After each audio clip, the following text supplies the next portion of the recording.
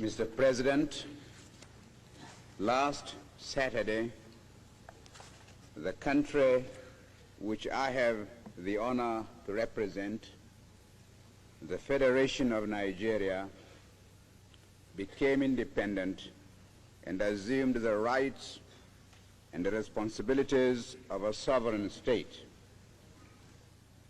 Today, Nigeria has been admitted into the United Nations organization and assumes still more responsibilities. On behalf of my countrymen in Nigeria, I thank you all most sincerely for accepting us as a fellow member in this organization. We are properly grateful for this recognition and for the generous and friendly gesture made by so many members who sent very distinguished delegations to join us in celebrating our accession to independence. I'm particularly pleased that so many important representatives could come to Nigeria on that occasion, because they will be able to inform their governments of the genuine desire which Nigeria has to have friendly relations with you all. First, it is the desire of Nigeria, as I have said already, to remain on friendly terms with all nations and to participate actively in the work of the United Nations organization. Secondly, Nigeria, a large and populous country of over 35 million, has absolutely no territorial or expansionist intentions. Thirdly, we shall not forget our old friends, and we are proud to have been accepted as a member of the British Commonwealth. But nevertheless, we do not intend to align ourselves as a matter of routine with any of the power blocs. We are committed to uphold the principles upon which the United Nations organization is founded.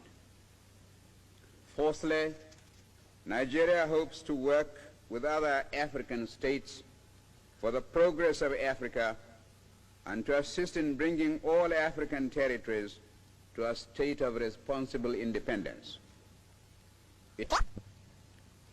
The recent tragic events in the Congo Republic must be uppermost in all our minds, and it is about that country which I wish to speak to you first. I frankly admit, Mr. President, that there are many features of this seemingly intractable problem which remain obscure to me. I am in some doubt as to the exact manner in which the Constitution granting independence to that country was drawn up by the colonial power which formerly administered the territory, and as to the degree of consultation which there was with the Congolese peoples themselves, and at what level that consultation was carried out. I do not know how widely the provisions of the new constitution were known in that country, or whether there is any pattern of administration going up from the village to the provincial and to the national level. Many other questions present themselves which require to be answered if we are to find a solution to the present problems. For instance, Mr. President, was the new constitution imposed from above or freely accepted by the Congolese? And what are the human resources in the country? and what sort of government machinery is available to execute whatever policies may be designed upon by the Congolese government. Nevertheless, with the information which is available to us, we in Nigeria feel that there are several important factors to be constantly borne in mind in dealing with the problem. The first of these is that Africa must not be allowed to become a battleground in the ideological struggle. For this reason, the Congo situation must be a matter to be dealt with primarily by African states at the political level.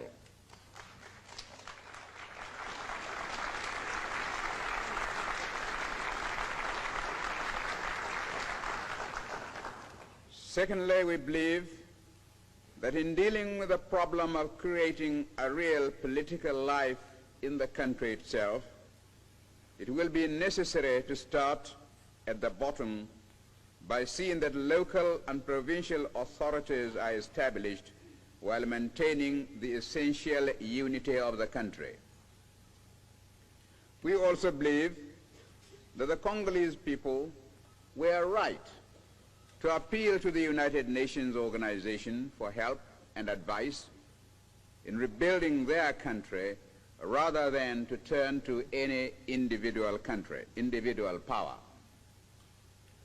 Until achieving our own independence, we have hesitated to add our voice to the general discussion about the Congo, lest we should merely add to the confusion.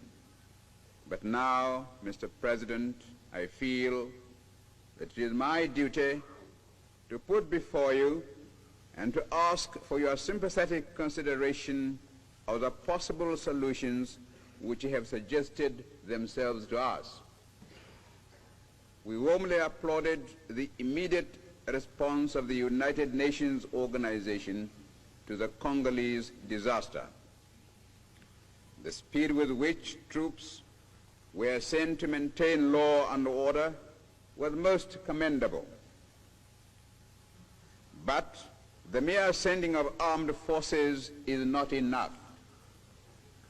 I consider it essential that the United Nations organization should thoroughly investigate the root causes of the troubles which have arisen there, and I suggest the appointment of a fact-finding commission to look into the circumstances which caused the present crisis. Without a proper and thorough diagnosis, it is idle to pretend that an effective remedy can be prescribed. And here I would say that, to my mind, it is most important that none of the great powers should be represented on the fact-finding commission, because however honest are their intentions, it would be inevitable that they would be regarded as having a particular interest in the problem. The first essential is to find a government capable of governing, and for this it will probably be necessary to hold new elections in the Congo Republic. When these had been held, there will be some properly authorized leaders